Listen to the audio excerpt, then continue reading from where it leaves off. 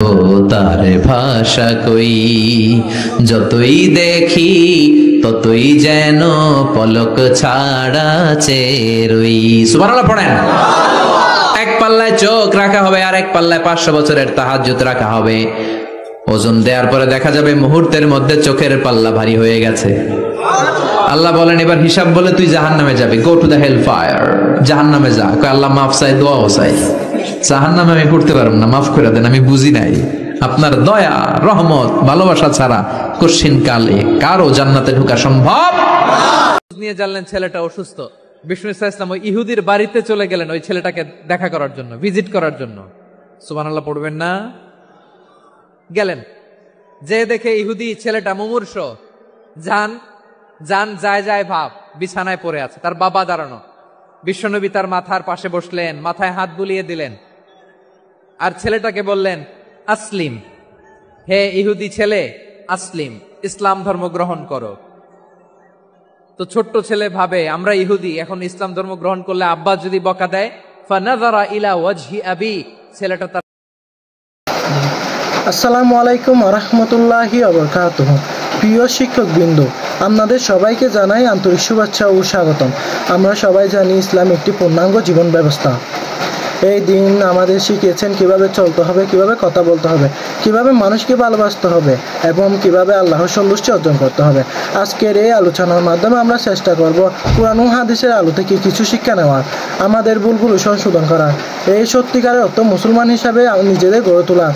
তাই অনুরোধ রইল মনোযোগ দিয়ে শুনবেন, চিন্তা করবেন আর যা শিখবেন তা নিজের জীবন এবং পরিবারের জন্য বাস্তবায়ন করবেন।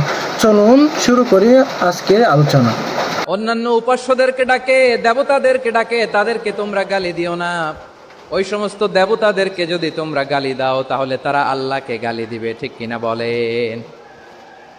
আমরা দেবতাদের গালি দিলে ওরা আল্লাহকে গালি দিবে। রব্বুল আলামিন বলেন খবরদার দেবতাদেরকে গালি দিও না, তাহলে ওরা তোমার রব আল্লাহরে গালি দেবে। প্রতিটি জাতির জন্য তাদের কাজকে আমি আল্লাহ সুশোভিত করে রেখেছি, তারা সবাই একদিন আমার কাছেই ফিরে আসবে। এরপর আমি রব্বুল আলামিন তাদের আমলনামা তাদেরকে জানিয়ে দেব। সুবহানাল্লাহ পড়ে। অন্য ধর্মের দেবতাদেরকে যে গালি দেয়া যাবে না, এই আদেশটা কার? আরো জোরে বলুন, কার? গালি দিবেন কোন দেবতাকে? দিবেন? যদি দেন তাহলে ওরা আল্লাহরে গালি দিবে। তাহলে আল্লাহরে গালি খাওয়াইলো কে? আপনি, ঠিক কিনা বলেন? আমি আল্লাহকে গালি খাওয়ানোর কারণ হলাম, কারণ আমি যদি গালি না দিতাম ওরা আমার রবকে গালি দিত না। আওয়াজ করে বলেন ঠিক কিনা? তাহলে প্রিয় ভাইয়েরা, ইসলাম আমাদেরকে শিখায়, সূরাতুল আনআমের 108 নম্বর আয়াত থেকে আমরা বুঝলাম কোনো ধর্মকে ছোট করা যাবে না। অন্য ধর্মকে ছোট করা মানে ইসলামকে ছোট করা। অন্য ধর্মের দেবতাকে গালি দেওয়া মানে আল্লাহকে গালি খাওয়ানো। আওয়াজ করে বলেন ঠিক কিনা? খবরদার, এটা করা যাবে না। আর অন্য ধর্মের দেবতাকে যদি আপনি গালি দেন, ওরা ইসলাম থেকে দূরে সরে যাবে। যাও ইসলামের প্রতি আকৃষ্ট হয়েছিল আর কোনোদিন ইসলামের ধারে কাছে আসবে না। আওয়াজ করে বলেন ঠিক কিনা? এজন্য কখনো কোনোদিন অন্য ধর্মের দেবতাদেরকে গালি দেয়া যাবে না। অন্য ধর্মের কোনো দেবতাদেরকে আমরা গালি দিব না, গালি দিব না, বরং ইসলামের beauty, the beauty of Islam, ইসলামের সৌন্দর্যকে আমরা তুলে ধরব। আমরা যদি বিশ্বনবী সাল্লাল্লাহু আলাইহি ওয়াসাল্লামের জীবনের দিকে তাকাই তাহলে আমি দেখব বিষ্ণু ইসলাম মক্কাতে কিংবা মদিনাতে অন্য ধর্মের লোকদের সাথে খুব পিসফুলি লাইফ লিড করেছেন। হোক মুশরিক, হোক খ্রিস্টান, হোক ইহুদি, বিশ্বনবী সবার সাথে মিলেমিশে ছিলেন। আলহামদুলিল্লাহ বলেন। ইসলাম হচ্ছে পিসফুল রিলিজিয়ান। অন্য ধর্মের প্রতি সহনশীলতার সবক ইসলাম আমাদেরকে দেয়। কিন্তু প্রতিটি মুসলিমের এটা মনে রাখতে হবে, আল্লাহর কাছে পছন্দনীয় গ্রহণযোগ্য ধর্ম, জীবনাদর্শ একটি, সেটা হচ্ছে ইসলাম। আওয়াজ করে বলেন সেটা কি? লালমনিরহাটের ভাইয়েরা আওয়াজ করে বলুন, আল্লাহর কাছে মনোনীত ধর্ম একটি, সেটা কি? এজন্য রব্বুল আলামিন বলেন ইন্নাদ-দীনা ইনদাল্লাহিল ইসলাম, আল্লাহর কাছে মনোনীত গ্রহণযোগ্য অ্যাকসেপ্টেড ধর্ম মতাদর্শ একটা, সেটা হলো ইসলাম। ইসলাম ছাড়া অন্য কোনো ধর্ম যদি কেউ তালাশ করে তার ওই ধর্ম আল্লাহ গ্রহণ করবে না। ওমাই ইয়াবতাগি গায়রাল ইসলামি দীনান ফালাই ইউকবালা মিন وهو في الآخرة من الخاسرين.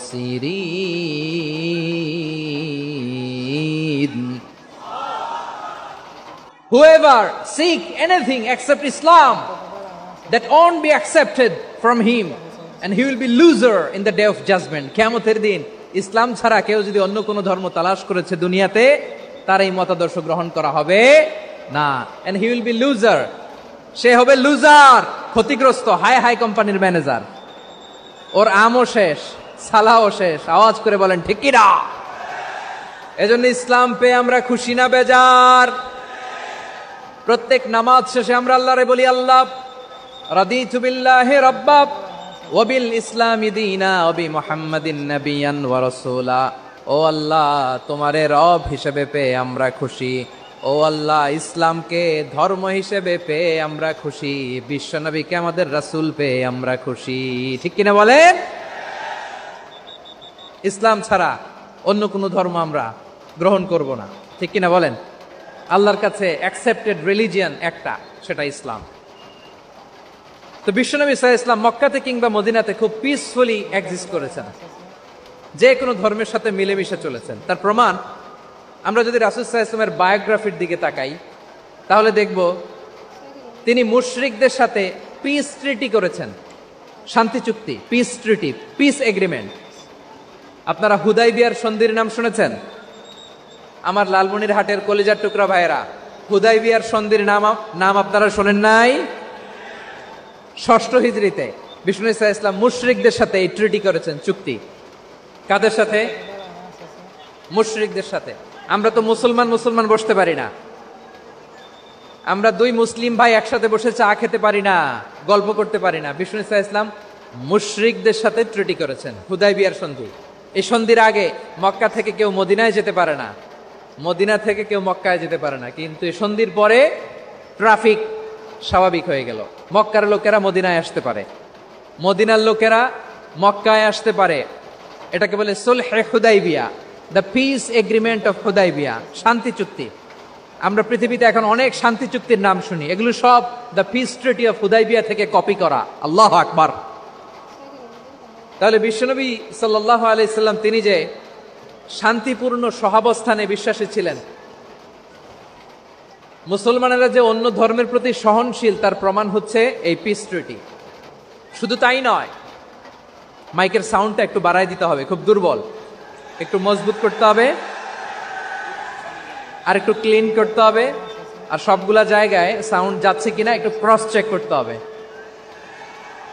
হ্যাঁ, পাবেন, দিচ্ছে। Mike operator is trying his level best, দিচ্ছে। মাইক অপারেটর যিনি আছেন, প্রতিটি জায়গায় প্রতিটি সাউন্ড বক্সে যেন আওয়াজ পাওয়া যায়, একটু ক্রস চেক করেন, সাউন্ডটাকে একটু স্ট্রং করে দেন। হ্যাঁ, ঠিক আছে, মাশাআল্লাহ। এদিকে তাকান, এদিকে। মক্কার পার্ট গেল, পিস এগ্রিমেন্ট করলেন, শান্তি চুক্তি। বিষ্ণু ঈসা ইসলাম মদিনায় যে কি করলেন? মদিনায় যে বিষ্ণু ঈসা ইসলাম মদিনা চার্টার করলেন, মদিনা সনদ, সাহিফাতুল মদিনা, এটার বলে মদিনা চার্টার। যে ওয়েস্টে, ইউরোপে, আমেরিকাতে তারা অনেক চার্টার করে, সব চার্টার মদিনা চার্টার থেকে কপি করা। আওয়াজ করে পড়েন সুবহানাল্লাহ। বিষ্ণু ঈসা ইসলাম মদিনায় গেলেন, মদিনাতে মুসলিম, মুশরিক, ইয়াহুদি, এই তিন ধর্মের লোক মিলে সব স্টেক হোল্ডার যারা আছে সবাইকে নিয়ে বিষ্ণু ঈসা ইসলাম মদিনা চার্টার করলেন, মদিনা সনদ। পড়েন সুবহানাল্লাহ। শুধু তাই নয়, মক্কাতে বিশ্বনবী পিস এগ্রিমেন্ট করলেন, শান্তি চুক্তি মুশরিকদের সাথে। মদিনাতে যে বিশ্বনবী মদিনা চার্টার করলেন, মদিনা সনদ করলেন ইহুদিদের সাথে। আবার মদিনাতে বিশ্বনবী ইহুদিদের সাথে পিস ডায়ালগ করলেন, ইন্টারফেথ ডায়ালগ করলেন, আন্তধর্মীয় সংলাপ করলেন। যেই সংলাপের মূল ভিত্তি ছিল তাওহীদ। মূল ভিত্তি ছিল কি? তাওহীদ। বিশ্বনবী ইহুদিদেরকে ডাকলেন, আহ্বান করলেন, কুল ইয়া আহলাল কিতাবি তাআলাউ ইলা কালিমাতিন সাওয়াইন বাইনানা ওয়া বাইনাকুম আল্লা না'বুদা ইল্লাল্লাহ ওয়া লা নুশরিকা বিহি শাইআন ওয়া লা ইয়াত্তাখিযা বা'দুনা বা'দান أربابا من دون الله فإن تولوا فقولوا اشهدوا بأننا مسلمون সুবহানাল্লাহ পড়েন। বিশ্বনবী মদিনার ইহুদিদের ডেকে বললেন, ও ইহুদিরা শোনো শোনো, আসো এমন একটা আদর্শের প্রশ্নে আমরা একত্রিত হই যে আদর্শের প্রচার তোমাদের নবীরাও করেছে, আমিও করি। যে আদর্শের কথা তোমাদের পবিত্র ধর্মগ্রন্থগুলোতে আছে, আমার কোরআনেও আছে, সেটা হলো তাওহীদ। আমরা এক আল্লাহ ছাড়া কারো ইবাদত করব না, আল্লাহর সাথে কাউরে শরীক করব না। বিগাইরি তিবি নাফসিন ওয়া আনা হাজিজুহু ইয়াউমাল কিয়ামা। খবরদার, জেনে রেখো, কেউ যদি কোনো সংখ্যালঘুর উপরে অত্যাচার করে, কোনো সংখ্যালঘুর প্রাপ্য থেকে যদি কেউ কাউকে ঠকায়, সংখ্যালঘুর উপর যদি কেউ কষ্ট দেয়, কোনো সংখ্যালঘুর সম্পদ যদি কেউ জোর করে কেড়ে নেয়, আমি কিয়ামতের দিন বিশ্বনবী ওই সংখ্যালঘুর পক্ষে আর ওই মুসলমানদের বিপক্ষে বাদী হয়ে দাঁড়াবো। সুবহানাল্লাহ বলতে পারলেন না? আল্লাহু আকবার। আপনি নামাজি, আপনি মুসল্লি, আপনি হাজী সাহেব, তাহাজ্জুদ পড়তে পড়তে কপালে দাগ ফেলে দিছেন, আপনার প্রতিবেশী হিন্দু, ভাবছেন আমার তো পাওয়ার আছে, ওর জমিটা দখল করি। বিশ্বনবী বলেন, কিয়ামতের দিন ওই হিন্দুর পক্ষে তোর বিরুদ্ধে আমি বাদী হয়ে দাঁড়াবো। পৃথিবীর কোন ধর্মে এরকম স্টেটমেন্ট পাবেন? পাবেন? আপনি ভাবছেন আপনি নামাজ পড়লে হাজী সাহেব কপালে দাগ ফেলাই দিলে আপনি সেলসেলায় জান্নাতে চলে যাবেন না? খবরদার। বিশ্বনবী বলেন, কোন সংখ্যালঘুর উপর যদি কেউ আক্রমণ করে, তার প্রাপ্য তাকে না দিয়ে যদি তাকে ঠকায়, তার উপর জুলুম করে, তার সম্পদ যদি কেড়ে নেয়, আমি নবী, তুমি মুসলিম হইতে পারো, মুসল্লি হইতে পারো, তার পক্ষে তোমার বিপক্ষে আল্লাহর দরবারে বাদী হয়ে দাঁড়াবো। আচ্ছা লালমনিরহাটের ভাইরা, কথা বুঝতে পারলে আওয়াজ করে উত্তর দেন। বিশ্বনবী যদি কারো বিপক্ষে দাঁড়ায় কিয়ামতের দিন, আই রিপিট, আমি আবারও বলছি, বিশ্বনবী যদি কিয়ামতের দিন কারো বিপক্ষে দাঁড়ায়, ও তো সেলসেলায়া জান্নাতি, তাই না? জান্নাতি না? যে নবীর সুপারিশ ছাড়া জান্নাতের গেটও দেখা যাবে না, ওই নবী যদি বলে তোর বিপক্ষে আমি বাদী হয়ে দাঁড়াবো, ওই জান্নাতে আর ঢোকার কোনো সুযোগ আমাদের থাকবে? এখানেই শেষ না আমার প্রিয় লালমনিরহাটের ভাইয়েরা, এখানেই শেষ নয়। বিশ্বনবী বলেন, মান কাতালা মুআহাদান, বুখারীর বর্ণনা, মান কাতালা মুআহাদান লাম ইয়ারাহ রাইহাতাল জান্নাহ।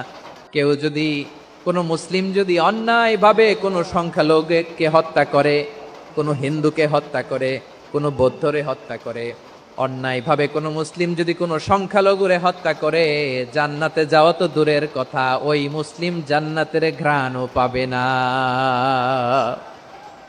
সেই বুখারীর বর্ণনা, মান কাতালা মুআহাদান লাম ইয়ারাহ রাইহাতাল জান্নাহ ওয়া ইন্না রিহাহা লা ইউজাদু মিন মাসিরাতি 40 আমা। যে জান্নাতের ঘ্রাণ 40 বছর দূরের রাস্তা থেকেই পাওয়া যায়। সুবহানাল্লাহ পড়েন। প্রিয় ভাইরা, এখান থেকে জান্নাতে পৌঁছতে লাগবে 40 বছর। এত দূর, কত বছর? সবাই বলেন কত বছর? এখান থেকে জান্নাতে পৌঁছতে লাগবে 40 বছর। এত দূরে থাকতেই জান্নাতের ঘ্রাণ আপনার নাকে এসে ধাক্কা মারবে। বিশ্বনবী বলেন, যে ব্যক্তি কোন সংখ্যালঘুকে হত্যা করে, জান্নাতের ঘ্রাণ তো পাবেই, জান্নাতে তো ঢুকতে পারবেই না, জান্নাতের ঘ্রাণও তার নাকে লাগবে না। পড়েন নাউযুবিল্লাহ। তাহলে সংখ্যালঘুদের ব্যাপারে ইসলামে অধিকার দেয়া আছে না নাই? লালমনিরহাটের ভাইয়ের আওয়াজ করে বলেন, আমার সংখ্যালঘু হিন্দু ভাইদের রাইটস, অধিকার আমাদের ইসলামে প্রোটেক্টেড আছে না নাই? এখানেই শেষ না। বিষ্ণু ইসলাম আপনার অমুসলিম প্রতিবেশীর সাথে ভালো আচরণ করতে বলেছে। আমাদের হয় না এটা মুসলিম পাড়া, ওটা বৌদ্ধ পাড়া, হয় না? অনেক সময় হয় না এটা আমাদের মুসলিম পাড়া, ওইটা হিন্দু পাড়া, এরকম আছে না নাই? লালমনিরহাটে নাই না? আছে? হিন্দু যদি আপনার প্রতিবেশী হয় কি করবেন? ওরে কষ্ট দিবেন নাকি? কেন? ও তো হিন্দু, ও তো আমার আল্লাহরে ডাকে না, ওরে কষ্ট দিলে যায় যাবে না? খবরদার। বিষ্ণু ইসলাম বলেন, মান কানা ইউমিনু বিল্লাহ ওয়াল ইয়াউমিল আখির ফালিউকরিম জারাহ। যে আল্লাহ বিশ্বাস করে আর আখিরাতে বিশ্বাস করে, সেজন্য প্রতিবেশীর সাথে ভালো আচরণ করে। সুবহানাল্লাহ। কলিজা জুড়ায় যায় না আমার নবীর কথাগুলো শুনলে? যে আল্লাহ বিশ্বাস করে যে আখেরাতে বিশ্বাস করে সে যেন প্রতিবেশীর সাথে ভালো আচরণ করে। এখানে বলছে মুসলিম প্রতিবেশী বলছে, নামাজি প্রতিবেশী বলছে, আল্লাহওয়ালা প্রতিবেশী বলছে না। প্রতিবেশী আস্তিক হোক নাস্তিক হোক, প্রতিবেশী মুমিন হোক মুশরিক হোক, প্রতিবেশী হইলেই তার সাথে ভালো আচরণের দরকার আছে না নাই? আমার প্রিয় লালমনিরহাটের ভাইয়েরা, বিষ্ণু ইসা ইসলাম ওনার ইহুদি প্রতিবেশীদের দেখাশোনা করতেন। আওয়াজ না শোনা যাক, আমারও তো দেখা যায়, আমারও তো দেখা যায়। তাকায় থাকেন, তাকায় থাকলে সওয়াব হবে। কোরআনের কথা যেখান থেকে হয় এদিকে তাকায় থাকলেই বরকত। তাকায় থাকেন। জি জি, মাইক, আমি তার মাইক ঠিক করতে আসি না এদিকে, এই মাইক ঠিক করব, ওই মাইক ঠিক করব, ওদিকে পাইলট বলবে হুজুর চলে আসেন। জি বসুন, বসুন, মাশাআল্লাহ। হ্যাঁ, খুব শান্ত, ঠিক আছে। পুলিশ ভাইরা না খেয়ে দিনরাত আপনারা যাতে সুশৃঙ্খল একটা প্রোগ্রাম উপহার পান এটাই চেষ্টা করতেছে, আপনাদেরকে কষ্ট দিতে আসে নাই। একটু একটু সহযোগিতা করেন। জি মাশাআল্লাহ, হ্যাঁ ঠিক আছে। আমার প্রিয় ভাইরা, প্রতিবেশী আস্তিক হোক নাস্তিক হোক, মুসলিম হোক হিন্দু হোক, তার সাথে ভালো আচরণ করতে হবে। বিষ্ণু ইসা ইসলাম ওনার ইহুদি প্রতিবেশীর বাসায় যেতেন। কোন প্রতিবেশী? ইহুদি। আওয়াজ করে বলেন, কোন প্রতিবেশী? ইহুদি।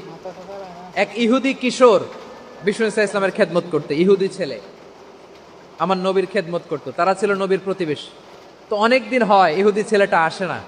বিষ্ণুনবী খোঁজ দিলেন, ঘটনা কি? একটা ইহুদি ছেলে না আমার খেদমতে আসতো, ছেলেটা কই? খোঁজ নিয়ে জানলেন ছেলেটা অসুস্থ। বিষ্ণু ইসা ইসলাম ওই ইহুদির বাড়িতে চলে গেলেন ওই ছেলেটাকে দেখা করার জন্য, ভিজিট করার জন্য। সুবহানাল্লাহ পড়বেন না?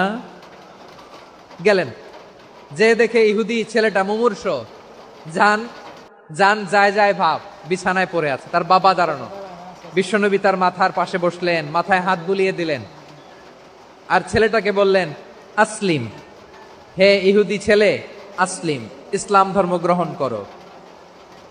তো ছোট্ট ছেলে ভাবে আমরা ইহুদি, এখন ইসলাম ধর্ম গ্রহণ করলে আব্বা যদি বকা দেয়, ফানাযারা ইলা ওয়াজহি আবি, ছেলেটা তার বাবার চেহারার দিকে তাকালো, দেখি আব্বা কি কয়। আব্বা যদি বলে তাইলে ইসলাম ধর্ম গ্রহণ করবে। ইহুদি ছেলেটা তার বাবার দিকে যখন তাকালো, ওর বাবা বলে আতি আবুল কাসিম, আবুল কাসিম যা বলে তাই করো। আবুল কাসিম হচ্ছে বিষ্ণু ইসা ইসলামের একটা কুনিয়াত, উপনাম। আমার রাসূলের বড় ছেলের নাম ছিল কাসেম।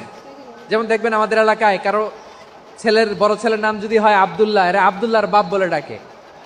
কারো বড় মেয়ের নাম যদি হয় ফাতেমা, এরা কি ডাকে? ফাতেমার বাপ বলে না? তো বিষ্ণু ইসা ইসলামের বড় ছেলের নাম ছিল কাসেম। ইহুদি বাবা বলল আতি আবুল কাসেম, আবুল কাসেম যা বলে তাই শোনো, মানে মোহাম্মদ যা বলে তাই শোনো। এই কথা শুনে ছেলে সাহস পাইছে, ছেলে আবার পড়তে আরম্ভ করলো আশহাদু আল্লাহ ইলাহা ইল্লাল্লাহ। এই পৃথিবীতে আল্লাহর সবচেয়ে বেশি প্রশংসা করেছেন বিশ্বনবী মুহাম্মদ সাল্লাল্লাহু আলাইহি ওয়াসাল্লাম। আবার নিজেও প্রশংসিত, ওনার এক নাম আহমদ, মানে যিনি সবচেয়ে প্রশংসা করে, আবার মুহাম্মদ মানে নিজেও প্রশংসিত।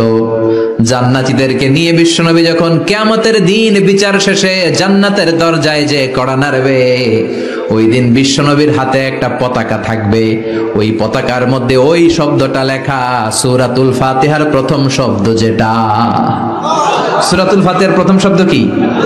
আলহামদু। বিশ্বনবীর হাতের পতাকায় ওইটা লেখা থাকবে, লিওয়াউল হামদ, প্রশংসার পতাকা। সুবহানাল্লাহ পড়বেন না? তার মানে আমরা এই সিদ্ধান্তে উপনীত হলাম যে সব সময় প্রশংসা করতে হবে একজনের। তিনি কে? আল্লাহ বললেন আলহামদু আলহামদু লিল্লাহ, সব প্রশংসার মালিক হলেন আল্লাহ।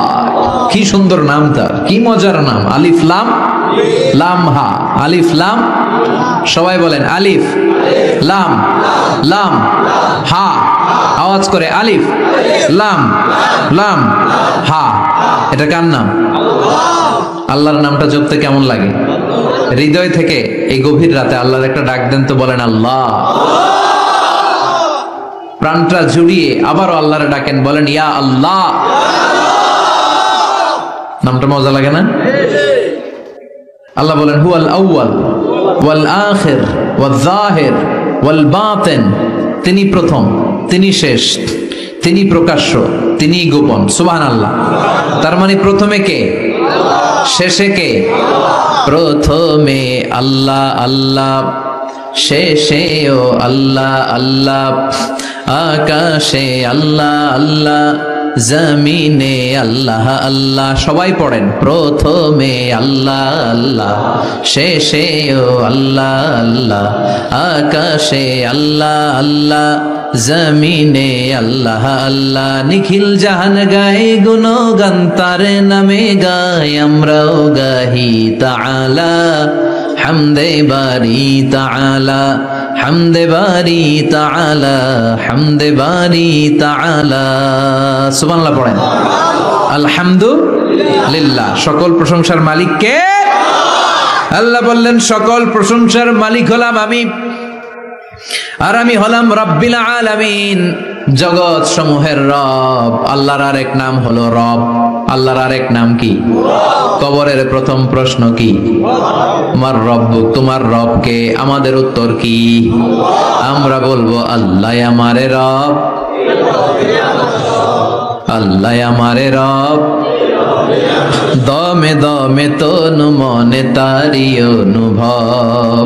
আল্লাহ আমারে রব, তোমার দুনিয়াতে আমি যেদিকে তাকাই, অথই নিয়ামাতে ডুবে আছি সবাই। পাখ পাখালির গানে শুনি তাসবিহ কলো রব, তাসবিহ কলো রব।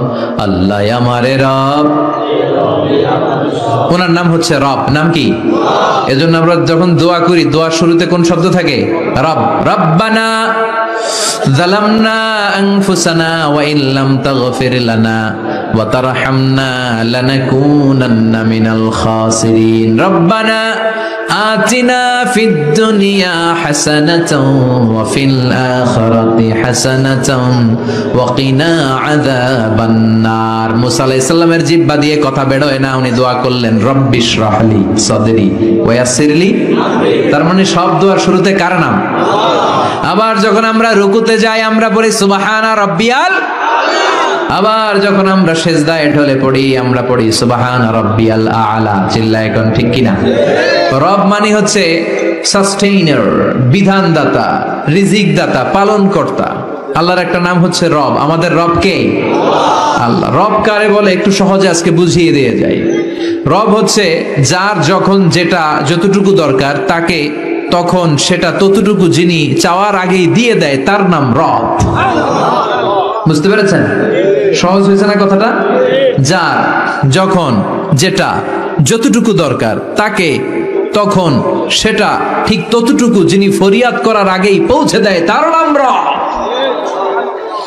আমাদের যখন যেটা লাগে ব্যবস্থা করে কে? মায়ের পেটে 8 মাস ছিলাম, 9 মাস ছিলাম, 10 মাস ছিলাম। এই 8 মাস 9 মাস আমারে খাবার দিল কে? পানি দিল কে? অক্সিজেন দিল কে? চাইছিলেন? মায়ের পেটে চাইছিলেন না আল্লাহর কাছে যে আল্লাহ ঠিক মতো দিও, টাইমলি খাবার পাঠায় দিও? চাইছিলেন? চাওয়ার আগে যার যা লাগে কে দেয়? তাকে বলে রব।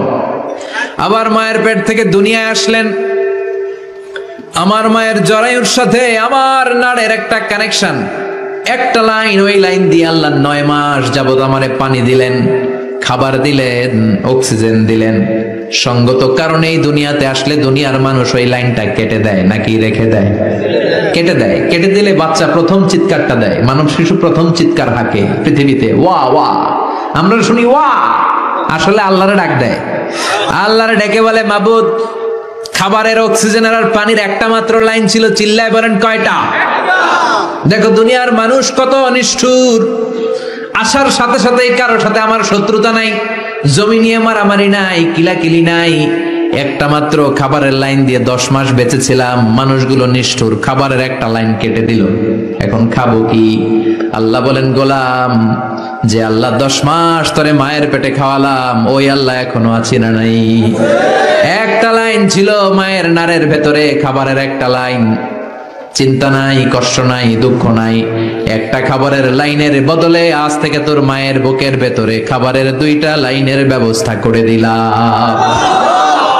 চাইছিলেন যে আল্লাহ আসার সাথে তো আমার লাইন কেটে দিবে, খানা কিন্তু রেডি রেখেন আল্লাহ? চাইছিলেন না সবাই? চাওয়ার আগে যার যা লাগে যিনি দিয়ে দেয় তার নাম। তাফসীর বুঝতে পারছেন? এরপরে মায়ের দুধ খেতে লাগলাম। মায়েরা গভীর রাত মাইকের সাউন্ড যাদের কানে যায়, বুকের দুধ খাওয়াবেন ছেলে মেয়েদেরকে।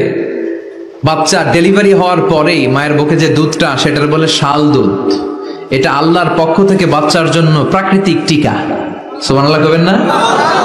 আমরা হসপিটালে যে টিকা দেই 5টা 7টা, প্রথম টিকাটা আল্লাহ ফ্রি দিয়ে দিছে। বাচ্চাদের গ্রোথ হবে না যদি না খাওয়ান, খাওয়াবেন, সব মায়েরা খাওয়াবেন। ওয়াল ওয়ালিদাতু ইউরদি'না আওলাদাহুন্না হাওলাইনি কামিলাইন, 2 বছর খাওয়াবেন। যারা বৃদ্ধাশ্রমে থাকতে চান না তারা খাওয়াবেন। ছেলে আমার মস্ত মানুষ, মস্ত অফিসার, মস্ত ফ্ল্যাটে যায় না দেখায় পারে ও পার, নানান রকম জিনিস আর আসবাব দামি দামি, সবচেয়ে কম দামি ছিলাম একে মাত্র আমি। ছেলের আবার আমার প্রতি অগাধ সম্ভ্রম, আমার ঠিকানা তাই বৃদ্ধাশ্রম। কি দুঃখের কথা, মা কেঁদে কেঁদে বলে কোনো মা বাবার জন্য বৃদ্ধাশ্রমে থাকা না লাগে, ঠিক কিনা?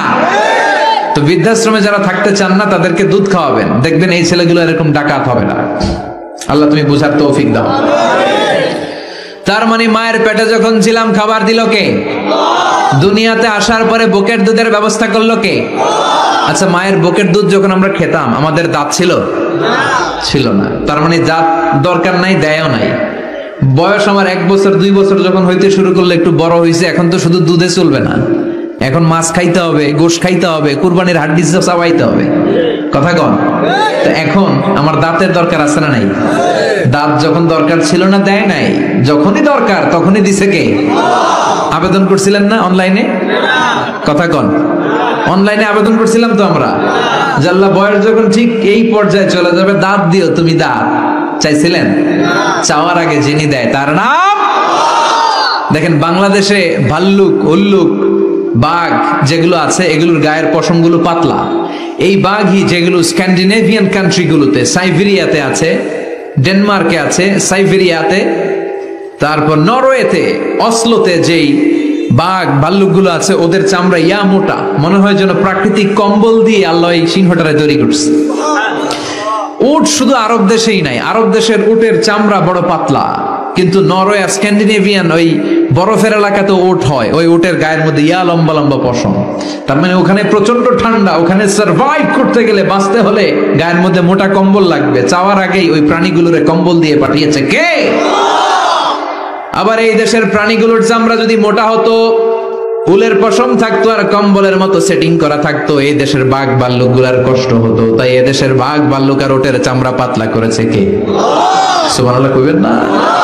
যার যখন যেটা যতটুকু দরকার তাকে তখন সেটা ততটুকু চাওয়ার আগে যিনি দেয় তার নাম আল্লাহ। বললেন আমি হলাম রব্বিল আলামিন, জগৎ সমূহের রব। আলাম মানে একটা জগৎ, আলামিন মানে অনেক জগৎ, মাল্টি ডাইমেনশনাল ইউনিভার্স।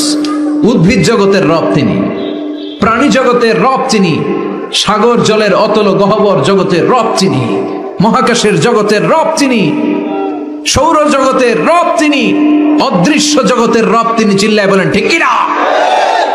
এজন্য আল্লাহ বললেন আলহামদুলিল্লাহি রাব্বিল আলামিন, যত জগৎ আছে সব জগতের রব আল্লাহর জন্য প্রশংসা। রাজি আছেন? আর রহমানির রহিম, তিনি দয়ার সাগর, তিনি দয়ালু, তিনি মায়াবী, তার মায়ার শেষ নাই, তার দয়ার শেষ নাই, তিনি দয়ার সাগর। আল্লাহ তুমি দয়ার সাগর, রহমানুর রহিম, তোমার দয়াই পূর্ণ আমার সারা নিশিদিন। সুবহানাল্লাহ পড়েন। আল্লাহ বলেন রাহমাতি ওয়াসিআত কুল্লা শাই, সব জায়গায় আমার রহমত বিস্তৃত, এমন কোন জায়গা নাই যেই জায়গায় আমি আল্লাহর রহমত নাই। আল্লাহর রহমত ছাড়া পৃথিবীতে কিছু হয় নাকি? এই যে আজকে বসে আছি ওয়াজ শুনতেছি, কার রহমতে? কার দয়ায়? আল্লাহ বললেন এই রহমত দয়ার ভালোবাসারে আমি সৃষ্টি করার পরে 100 টুকরা করলাম। কয় টুকরা? 100 টুকরা করার পরে নিজের মধ্যে আমি 99 টুকরা দয়ার ভালোবাসা রেখে দিলাম। 1 টুকরা দয়া মায়া পৃথিবীর সবার মাঝে ঢেলে দিলাম। সাইয়েদনা আদম থেকে শুরু করে up to the day of judgement, কিয়ামত পর্যন্ত সবার মাঝে আল্লাহ রহমতের 1 টুকরা দিছে, ছিটে ফোঁটা। হুজুর পাইছে একটু, আমি পাইছি একটু, উনি পাইছে, উনি সবাই মিলে আমরা 1 ফোঁটা ভাগে যোগে পাইছি দয়া আর ভালোবাসা। সবাই মিলে 1 ভাগ ভালোবাসার, আর 99 ভাগ ভালোবাসা কার? ওনার ভালোবাসা বেশি না কম? 1 ভাগ ভালোবাসা আমরা পেয়ে পৃথিবীতে ভালোবাসার গানের শেষ নাই, ভালোবাসার মুভির শেষ নাই, ভালোবাসার উপন্যাসের শেষ নাই। 1 ভাগ ভালোবাসা আমরা পেয়ে কত ভালোবাসার গান, নাটক, সিনেমা। তো 1 ভাগ ভালোবাসার ঠেলা যদি এমন হয়, যার মধ্যে তিনি 99 টুকরা ভালোবাসা রেখে দিয়েছেন, তার ভালোবাসাটা কত? 1 টুকরা ভালোবাসার নমুনা হিসেবে আমরা দেখি ছেলের জন্য বাবা জীবন দেয়, আছে না নাই? ছেলের অ্যাক্সিডেন্ট থেকে বাঁচাতে যে ছেলেটারে ধাক্কা মেরেছে, গাড়ি এসে বাবারে থেতলে ফেলেছে। বন্যার পানিতে মা ডুবে যায়, ছোট কন্যাটারে বালতির মধ্যে ধরে রেখেছে, পানি খেতে খেতে মা দুনিয়ায় নাই, মেয়েটা মরে নাই, আছে না নাই? 1 টুকরা ভালোবাসার ছিটে ফোঁটা তুমি পেয়েছো। তার নমুনা যদি এমন হয়, 99 টুকরা ভালোবাসা নিয়ে যিনি আরশের উপরে আছে, তার দয়া কত? Do you feel that? Do you imagine that? আপনি কি এটা ফিল করেন? আপনাকে ফিল করতে হবে। এজন্য আল্লাহ বলে, গোলাম 24/7 24 ঘন্টা আমার দরজা খোলা। কত পাপ করেছিস, কত অন্যায় করেছিস, কত পর্নোগ্রাফি দেখেছিস, কত হিন্দি সিনেমা দেখেছিস, কত অশ্লীল মেয়েদের নাচ দেখেছিস, রাত্রিবেলা নেকেড ভিডিও দেখেছিস, কত অন্যায় করেছিস, আজও আমার দরজা তোর জন্য খোলা আছে না নাই? চোখের পানি ছাড়, যায় নামাজটা বিছিয়ে দে, 2 রাকাত নামাজ পড়ে আমারে ডাক দে, ডাক দেওয়ার সাথে সাথে তোর দোয়া কবুল হয়ে যাবে। কত পাপ করেছিস, আল্লাহ ডেকে বলে, তোর পাপ যদি হয় খালের পানির সমান, বিলের পানির সমান, আমি আল্লাহর দয়া তো সাগরের পানির সমান। তোর পাপ যদি হয় পাহাড়ের সমান, জেনে রাখ আমি আল্লাহর দয়া আকাশের সমান। ভরসা লাগে? আল্লাহর উপর ভরসা লাগে না? মনে রাখবেন, এখানে আমরা সবাই পাপী। আমরা কি? কুল্লুকুম খাত্তাউন খায়রুল খাত্তাইনা তাওয়াবুন। সবাই পাপী, কিন্তু সবচেয়ে ভালো পাপী ওই পাপী যেই পাপী পাপ করার পরেই তওবা করে। তওবা করতে রাজি আছেন তো? যত পাপ আপনার হোক, টেনশন নাই, আমাদের ভরসা একজনের উপর। চিল্লায় বলেন, তিনি কে? বনি ইসরাইলের এক আবেদ 100 বছর ইবাদত করেছে। কিয়ামতের দিন আল্লাহ খুশি হয়ে বলবেন, ও আল্লাহর ওলি, উদখুলিল জান্নাতা বিরহমাতি, go to the paradise with my mercy. আমার দয়ায় আর ভালোবাসায় জান্নাতে ঢুক। আল্লাহর ওলি বলবে, বালবি আমালি, আপনার দয়া দিয়ে জান্নাত কেন? আমার আমল দিয়ে যেতে চাই, আমি নামাজ তো কম পড়ি নাই, তো দয়া লাগবে কেন আপনার? আল্লাহ বলবেন, তাই? আমার দয়া ছাড়া তুই জান্নাতে যেতে পারবি? কি আমল করেছিস তুই? ওকে, লেটস মেক এ ক্যালকুলেশন, চল একটা হিসাব করি। তোর শত শত বছরের তাহাজ্জুদ গুলারে 1 পাল্লায় রেখে দে, আর দয়া করে মায়া করে দুনিয়াতে সৌন্দর্য দেখার জন্য চোখ যে দিয়েছি, চোখটা একটা পাল্লায় রেখে দে। 1 পাল্লায় 500 বছরের তাহাজ্জুদ, আরেক পাল্লায় কি? এই 2টি চোখ দিয়েছি বলে দেখো যে কত অপরূপ, নয়নাভিরাম খেতে খামারের জুড়াই জ্বালা, বিধুর ধূপ তোমারে দেয়া চোখের শুকুর জানাবো তার ভাষা কই, যতই দেখি ততই যেন পলক ছাড়া চেরই। সুবহানাল্লাহ পড়েন। 1 পাল্লায় চোখ রাখা হবে, আর 1 পাল্লায় 500 বছরের তাহাজ্জুদ রাখা হবে। ওজন দেওয়ার পরে দেখা যাবে মুহূর্তের মধ্যে চোখের পাল্লা ভারী হয়ে গেছে। আল্লাহ বলেন, এবার হিসাব বলে তুই জাহান্নামে যাবে, go to the hell fire, জাহান্নামে যা। আল্লাহ মাফ চাই, দোয়াও চাই।